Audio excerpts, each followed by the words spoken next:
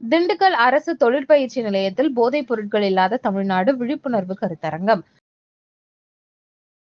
திண்டுக்கல் அரசினர் தொழிற்பயிற்சி மையத்தில் மதுவிலக்கு மற்றும் ஆயத்தீர்வைத்துறை சார்பில் கள்ளச்சாராயம் மற்றும் போதைப் பொருட்களுக்கு எதிரான போதையில்லா தமிழகம் என்ற தலைப்பில் கருத்தரங்கம் மாவட்ட ஆட்சித்தலைவர் சரவணன் தலைமையில் நடைபெற்றது.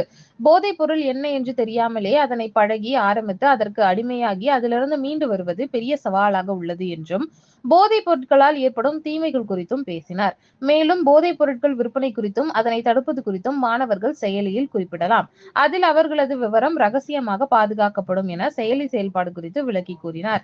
போதைப் பொருட்களுக்கு எதிராக உறுதிமொழியை மாவட்ட ஆட்சித்தலைவர் வாசிக்க மாணவர்கள் தொடர்ந்து உறுதிமொழி ஏற்றனர்.